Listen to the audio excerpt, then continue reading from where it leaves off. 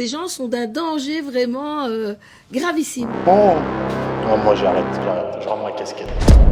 Bonjour à tous, aujourd'hui on se retrouve pour un épisode spécial. Je ne vais pas faire une analyse de diète, je vais réagir à une vidéo qu'on m'a très largement envoyée et que la plupart des grands noms du fitness français, que ce soit Nassim Saïli, Thibaut Geoffrey, Justine Galis, etc., ont commenté de manière négative, que j'ai commenté aussi. Pourtant, je n'ai pas l'habitude d'aller commenter sous des posts. Il ne s'agit pas d'un influenceur, il ne s'agit pas d'un coach ou d'une personnalité. Il s'agit d'RTL Info, Belgique, qui est donc un média. Et ils ont fait un reportage assez surprenant sur les coachs sportifs et les diététiciens. Vraiment surprenant, non pas la base du reportage, parce que je tiens à le dire, je trouvais le sujet très bien. Ils ont abordé un sujet qui était très important et qui est effectivement un point à réfléchir, à élucider. Mais au final, c'est totalement parti en vrille. Pourquoi ? Parce qu'ils ont pris, pour donner son avis, une personne qui n'est absolument pas compétente. Juste avant toute chose, petit disclaimer, cette vidéo, elle est très spéciale et vous verrez, je ne suis pas comme d'habitude, mais c'est justifié parce que là, c'est beaucoup trop pour moi. Ensuite, à la fin de cette analyse de vidéo, je vais faire une mention spéciale sur quelque chose qui me tient à cœur. C'est ce fameux débat coach sportif versus nutritionniste diététicien. Vraiment, cette opposition. Je vais vous donner mon avis, donc je vous invite vraiment à rester jusqu'à la fin. Ça va être intéressant. Et ceux que vous soyez coach sportif, diététicien ou nutritionniste, n'ayez pas d'a priori avant de regarder la fin de cette vidéo. Ces gens sont d'un danger vraiment gravissime. Pas de tomates, pas de fruits. Pas de riz, pas de pâtes. La vidéo commence, on voit une dame qui nous dit ces gens sont d'un danger gravissime. Donc comprenez bien quand même, il faut bien mesurer les propos. D'un danger gravissime. Et ensuite, on voit un gars dans sa voiture. Alors là, tout de suite, extrait choc. Pas de fruits, pas de tomates, pas de riz, pas de pâtes. Donc je sais pas de quoi ils parlent, mais c'est sûr que ça fait peur. Ils n'ont pas pris visiblement le meilleur, ils ont peut-être même pris le pire. Et ensuite, on a une journaliste qui parle, on va voir ce qu'elle nous dit. Les réseaux sociaux sont devenus un véritable terrain de jeu pour les faux diététiciens.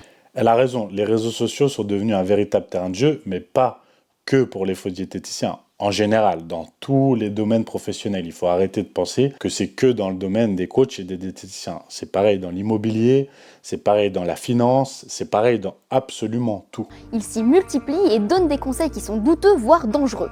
On a parlé de ça avec Pascale Robiance, qui est diététicienne.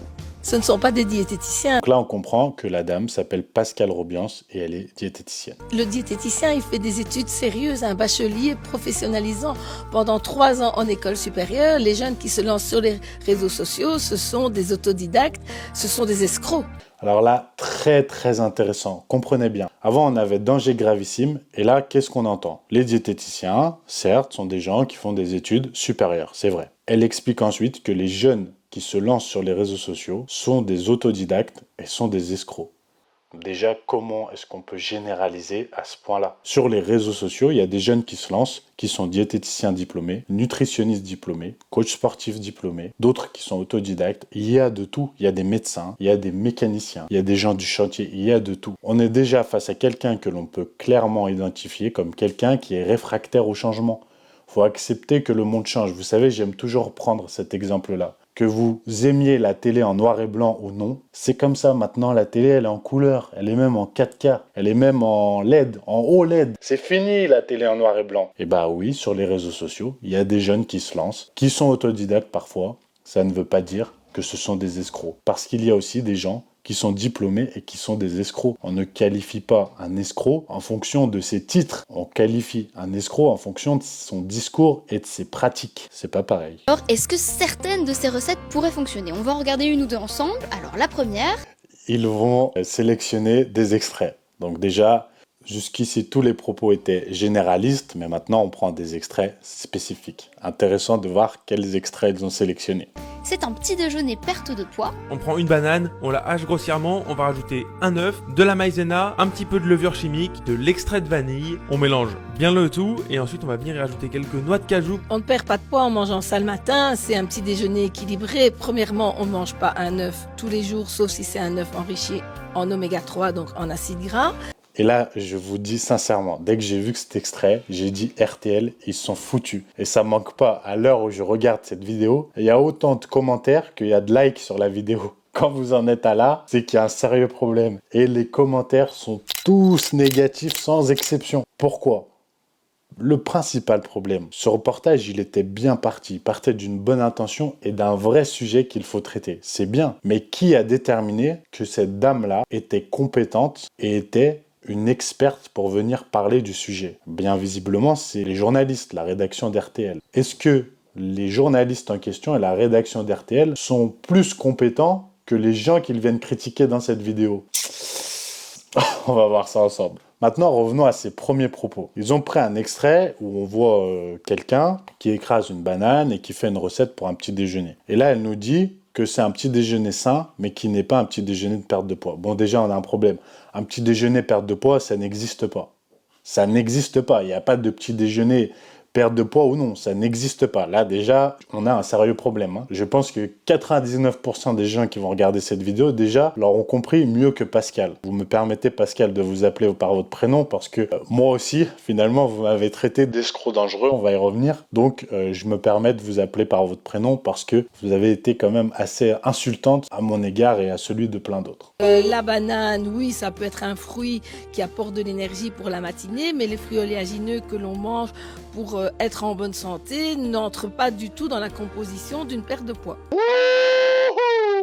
Elle a dit les fruits oléagineux n'entrent pas du tout dans la composition pour une perte de poids. Mais est-ce que c'est sérieux là? Là, déjà, ça devrait s'arrêter. Là, la vidéo, ils auraient dû lui dire au tournage, bon Pascal, stop, on va s'arrêter là. Merci beaucoup Pascal. Bonne journée. On va appeler quelqu'un d'autre. Mais sérieusement. Sérieusement? Pourquoi? Mais pourquoi? Les fruits, c'est sans doute le meilleur aliment qu'il y a pour la santé. Les oléagineux, c'est super bien aussi. Et pourquoi on ne perdrait pas de poids avec, sachant que la base de la perte de poids, c'est manger moins de calories que ce que l'on dépense. Et que si l'on parle juste de perte de poids, on pourrait ne manger que des fruits et que des oléagineux toute la journée et perdre du poids. Parce que si on dépense 2000 kilocalories et qu'on en mange 1500, on perd du poids. Il n'y a même pas besoin d'aller plus loin dans la justification, de sortir des sources, des études scientifiques, tellement les propos sont nuls. Là, on est à moins 8000 sur l'échelle de la crédibilité déjà au bout de 30 secondes. Bon là, les gars, c'est chaud.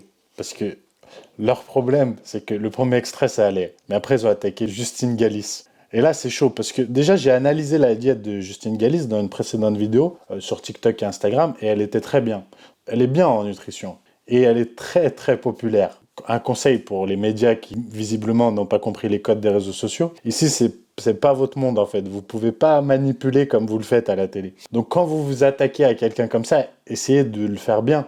Là, c'est chaud, les gars. C'est typiquement celui qui m'a aidé pendant ma perte de poids. De l'avoine, du lait végétal, des protéines en option, des bananes, des fraises, des framboises, du beurre de cacahuète et du sirop sans sucre. Qu'est-ce que vous en pensez? Du sirop sans sucre, ça n'existe pas. Donc, les ingrédients qu'elle utilise, c'est peut-être sans sucre ajouté, mais ça ressemble plus à du miel qui est riche en fructose. De nouveau, il y a la banane qui apporte quand même beaucoup d'énergie. Du sirop sans sucre, ça n'existe pas. Eh bien si Pascal, on est en 2024, il y a un truc qu'on a inventé qui s'appelle les édulcorants. Et donc, il existe maintenant du sirop sans sucre. Tu peux aller d'ailleurs dans le supermarché le plus proche de chez toi, au rayon des sirops, et même la marque TCR, que tu connais peut-être, font des sirops de menthe, de grenadine et de fraises 0%. Voilà, donc il existe du sirop zéro, Pascal. Je suis ravi de te l'apprendre. Les ingrédients qu'elle utilise, c'est peut-être sans sucre ajouté, mais ça ressemble Oui, sans sucre, c'est sans sucre ajouté, c'est sans sucre. Il n'y a pas de sucre. Il n'y a pas de sucre ajouté, il n'y a pas de sucre du tout. Ça ressemble plus à du miel qui est riche en fructose. Ça ressemble plus à du miel qui est riche en fructose. Ok. C'est comment avoir raison quand j'ai tort. De nouveau, il y a la banane qui apporte quand même beaucoup d'énergie. La banane apporte beaucoup d'énergie. Oui, une banane, c'est 100 calories. Bon, c'est beaucoup d'énergie. C'est chaud, hein. Désolé, je suis obligé, mais c'est trop. Elle a dit gravissime pour la santé, des dangers. Hein. Elle l'a dit. Hein. Elle ne va pas perdre du poids en mangeant ça le matin, ou alors elle ne mange plus rien du reste de sa journée parce que son petit déjeuner est déjà quand même assez conséquent. Là, on est, honnêtement, allez, je pense que le petit déjeuner de Justine, il fait 600-700 kilocalories. Comment on peut dire ça? Et vous, là, vous allez aller payer une consultation chez elle? Qui est le danger? Qui est le danger de dire ça? Vous vous rendez compte? Là, elle est en train de dire que si vous avez donc le gabarit de Justine, si vous mangez plus que ça, vous ne perdrez pas de poids. Imaginez, une adolescente vient sur votre reportage là, et le prend au pied de la lettre. Imaginez comme c'est dangereux. Là, c'est qui est le danger? Vraiment. Là, de nouveau, arnaque. Arnaque. Si je suis Justine Pascal, je te fais un procès jusqu'à ce que tu perdes ton droit d'exercer tellement tu vas loin. Tu as de la chance, Pascal. Tu as vu, je me suis mis à tutoyer, je m'excuse. Tellement tu vas trop loin, Pascal. Là, tu dépasses les bornes des limites. Une jeune femme qui se dit fit girl et qui propose de transformer son corps grâce à... Et là, regardez le mépris de la journaliste. Une fille qui se dit fit girl. Mais bien sûr qu'elle est fit girl. Et Justine, ils t'en veulent. Hein. Je sais pas ce que t'as fait à RTL, tu leur as refusé une interview, c'est pas possible. Là, je le fais donc directement. Donc là, on voit de la banane, des flocons d'avoine, des protéines, du cacao, du sel, la levure chimique, une boisson végétale, du miel et du chocolat noir. Il y a du sel et des protéines, Pascal. Oh, Pascal, tu vas nous faire un AVC, Pascal. Oh, du miel. Oh, elle va pas tenir. Miel rempli de fructose. Ah, le miel rempli de fructose. Ah, le miel, elle aime pas, Pascal. On prend des protéines en complément, c'est nocif pour le rein, donc... Oh. Pour le rein, donc... Oh, moi, j'arrête. Elle va toutes nous les faire, j'arrête. Je rends ma casquette. Mauvais. Ah non, Pascal, là... C'est trop, Pascal. C'est trop, Pascal. Pascal, pourquoi tu fais ça, Pascal? Les protéines, c'est nocif pour les reins, mais tes patients, tes clients, ils mangent quoi, Pascal, hein? Explique-moi pourquoi la protéine, quand elle est en poudre, elle est plus nocive pour les reins que quand elle est dans le poulet, dans le steak. Explique-moi, parce que la protéine en poudre, en fait, la whey, par exemple, la plus vendue au monde, elle vient du lait. Donc c'est le lait, on le prend... On le déshydrate, tu me dis si tu suis pas. On enlève les graisses, les sucres, on prend que la protéine du lait. On la met en poudre et quand on remet de l'eau, bim, hop, on la boit. Donc explique-moi à quel moment c'est plus dangereux du coup que de boire du lait, de consommer du fromage blanc ou autre. Pareil pour la protéine végétale, si c'est de la protéine végétale de riz brun, à quel moment c'est plus dangereux du coup? Je ne comprends pas. Parce que si quand on met quelque chose en poudre c'est dangereux, dans ce cas, arrêtons de boire du café, hein, surtout arrêtons de boire du café, ne consommez plus tout ce qui est en poudre. Tout ce qui est en poudre devient nocif pour les reins. J'ai beaucoup de mal à comprendre, Pascal, beaucoup. La digestion des protéines va entraîner la formation de nombreux déchets azotés que le rein doit éliminer. Oh là, elle nous récite... Là, elle nous récite son cours. Attention. Si on fait manger des protéines en complément à des jeunes, on peut générer chez eux, en vieillissant, de l'insuffisance rénale. Donc, c'est dangereux pour la santé. Oh là là, ça va loin. Ça va loin. Donc, les jeunes, ne mangez pas de protéines parce que quand vous serez vieux, vous aurez des insuffisances rénales. Voilà. Le problème, si vous ne mangez pas de protéines, c'est qu'il faudra déjà survivre jusqu'à là. Avant l'insuffisance rénale, il faudra arriver à survivre avec les carences. Hein, parce que elle dit protéines. Hein. Elle a bien précisé les protéines tout court. Okay, pour elle, c'est protéines tout court. Elle n'a pas dit l'excès de protéines. On est d'accord. Hein. À aucun moment, là, il y a un excès. Dans ses connaissances, c'est juste les protéines. Du moment où elles sont en poudre, c'est pas bon. C'est dangereux pour la santé. Dangereux pour la santé, ce type de petit déjeuner. J'arrête tellement aimer qu'il tombe sur une de mes vidéos, je suis déçu. Hello, aujourd'hui on se retrouve pour une journée dans mon assiette.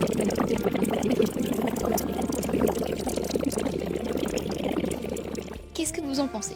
C'est équilibré, mais ce n'est pas amaigrissant. Donc là, ils ont pris une vidéo, bon, ils la mettent très très vite, d'une influenceuse qui montre toute sa journée de diète. On voit rapidement qu'il y a énormément quand même de fruits, de légumes, etc. Que ça paraît très varié, très bien. On va voir ce que Pascal nous dit, c'est le plus intéressant. Pascal, franchement, Pascal, elle est géniale. J'ai envie de l'inviter. Pascal, j'ai envie de t'inviter dans une vidéo. Je suis prêt à payer le déplacement jusqu'à Lyon. Pascal, si tu vois cette vidéo, je t'invite, s'il te plaît, à venir faire une vidéo avec moi ici, en live. Et on fait un petit débat sur la nutrition. Vraiment, je serais ravi de t'accueillir parce que je pense que je vais passer l'un des meilleurs moments de ma vie professionnelle.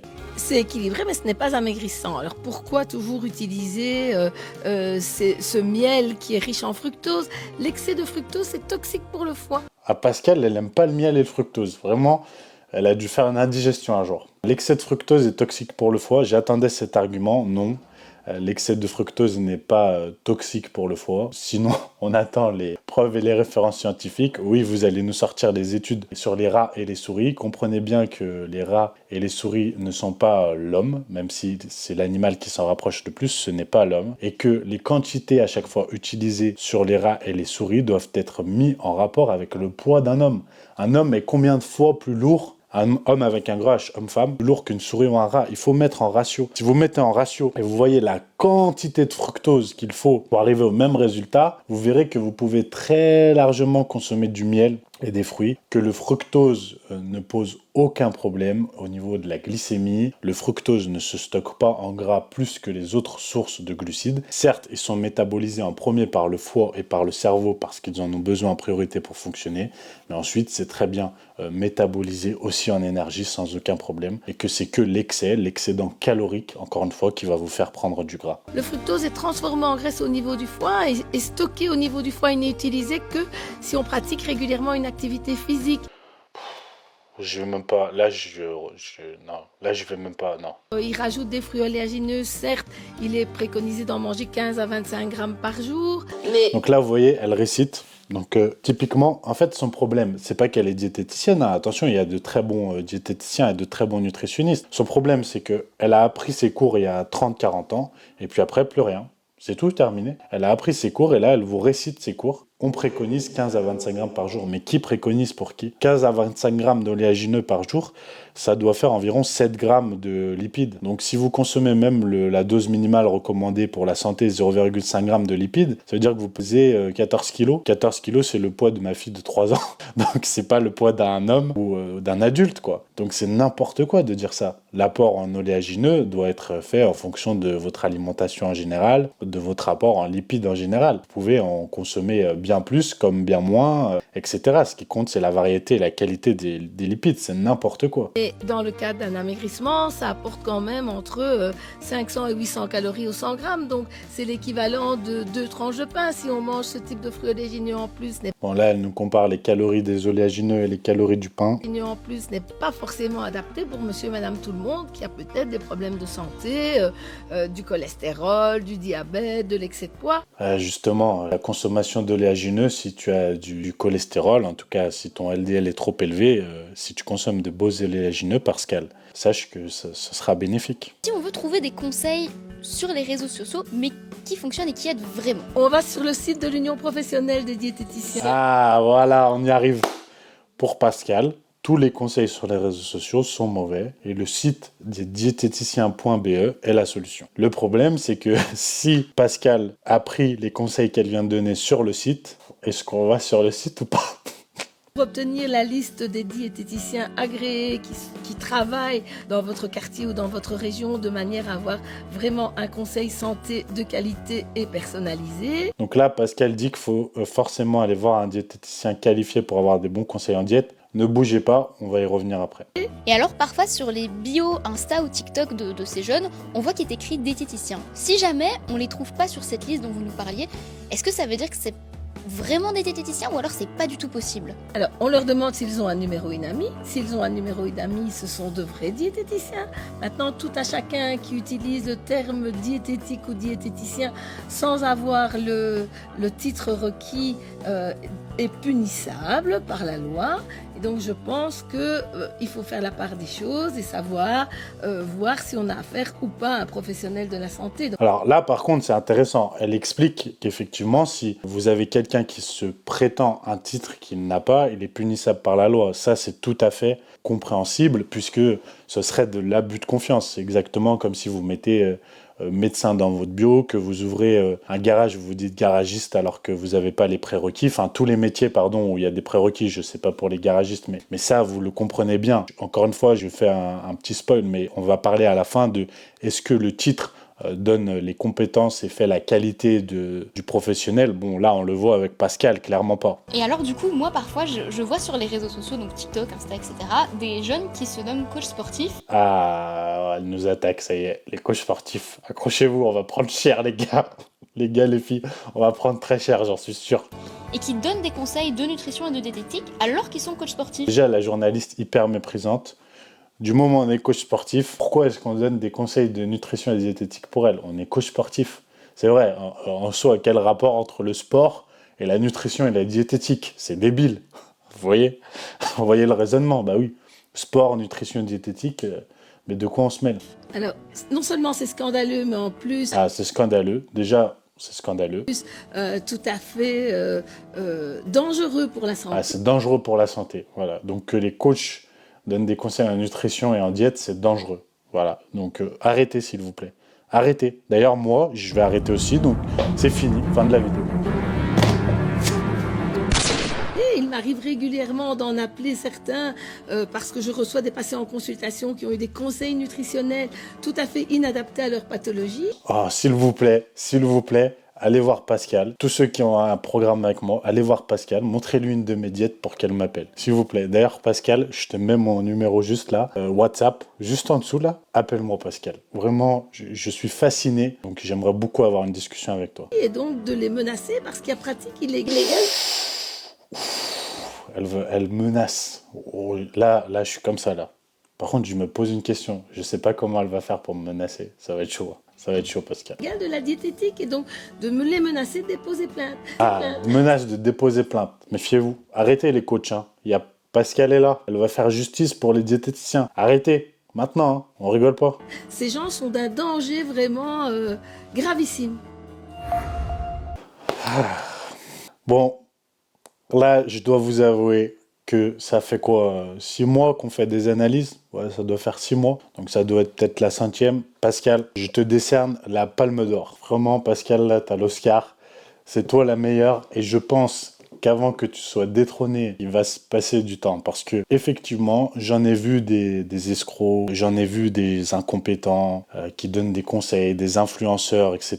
Mais ce qui me fait peur, Pascal, c'est que toi, tu es diplômé, légitimé en tant que professionnel de la santé, autoproclamé expert par un média, interrogé par un média qui a une grande écoute. Tu as visiblement beaucoup d'expérience, tu es plus âgé que moi, donc je pense que tu as beaucoup d'expérience. Et d'avoir de tels propos aussi extrêmes, aussi généralistes, de n'avoir aucune ouverture d'esprit, de n'absolument pas accepter que le monde change.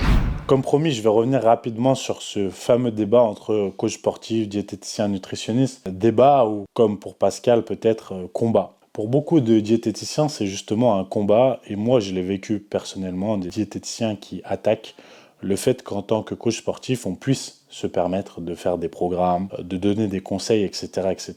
Je tiens juste à dire à tous ceux qui sont diététiciens et nutritionnistes qui mènent ce combat que c'est un combat perdu d'avance, que vous devez accepter que le monde change et que si vous vous reposez constamment derrière vos titres, il continuera à se passer ce qui se passe ces dernières années. C'est-à-dire que les coachs sportifs prendront de plus en plus de place et viendront effectivement prendre votre boulot, acquérir de plus en plus de crédibilité auprès des gens, alors que certains d'entre vous, dont Pascal, passent leur temps à vous décrédibiliser parce que vous menez le mauvais combat. Aujourd'hui, comme je l'expliquais dans la vidéo, le monde change. Il existe la télé en couleur, il existe les téléphones portables, il existe les IA et vous ne pouvez rien faire contre ça. Quand bien même vous n'aimez pas, vous devez faire avec. Eh bien aujourd'hui, vous devez faire avec les coachs sportifs. C'est fini, on est trop nombreux, il y en a énormément et il y en aura plus que jamais. Il n'y a jamais eu autant de jeunes qui ont envie de faire coach sportif. Pourquoi ? Parce que la musculation est en plein essor. Le domaine du fitness, de la nutrition, de la diététique. Et certes, il existe de très mauvais coachs sportifs, mais il en existe aussi de très bons, qui ont de très bonnes connaissances et qui donnent d'excellents conseils en nutrition, parfois meilleurs que 95% des diététiciens et des nutritionnistes. Bien sûr, il existe aussi de très bons diététiciens et de très bons nutritionnistes qui ont compris que ce combat à mener est tel mauvais, que les diplômes et les titres qu'ils obtiennent leur donnent certes le droit au niveau de la législation, mais ne leur donnent pas les meilleures connaissances qui soient. Parce que malheureusement, exactement comme pour le BPGEPS et les diplômes qui vous font être coach sportif, ce que l'on vous enseigne est en retard de parfois 20-30 ans.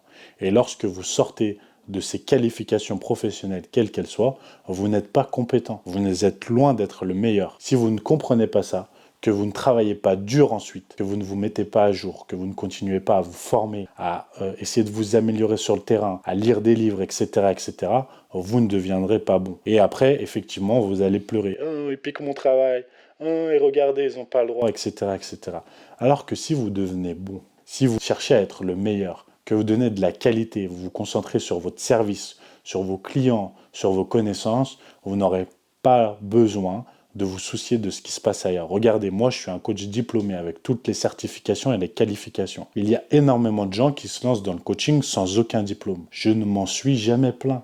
Je m'en contrefiche. Faites-le. Pourquoi ? Parce que ce qui m'intéresse, c'est de travailler moi sur la qualité du service que j'offre, mes connaissances et mes compétences. Et ainsi, je m'assure d'être meilleur que 95% de ceux qui sont sur le marché. Et grâce à ça, je ne manque absolument jamais de travail et je ne cesse de croître en ligne depuis 10 ans. Si vous avez cette mentalité-là, on va grandir et on va grandir tous ensemble. Et ces escrocs, qu'ils soient diététiciens, nutritionnistes ou coachs, ceux qui donnent vraiment de mauvais conseils, ceux qui amènent vraiment les gens à perdre confiance en nos métiers, quels qu'elles soient, on mène tous le même combat, coach, diététicien ou nutritionniste. Eh bien, c'est comme ça qu'on les fera taire, en propageant le plus possible les bonnes connaissances. Mener un combat entre nous ne nous amènera strictement à rien, parce que vous ne pouvez plus rien faire pour arrêter cette marche en avant. Aujourd'hui, il y a des dizaines de milliers de coachs qui proposent des programmes de diététique, de nutrition, des suivis, du contenu en ligne. Vous pensez vraiment que vous allez arrêter ça? Mais vous êtes dans l'erreur totale. Cessons de mener ce combat et battons-nous plutôt contre ceux qui sont mauvais tout court, quel que soit leur titre. Surtout que vous devez comprendre qu'aujourd'hui, encore une fois, le monde change. Grâce à Internet, on peut être autodidacte, oui Pascal, et être excellent. On peut devenir excellent en n'ayant aucun diplôme et en étant autodidacte.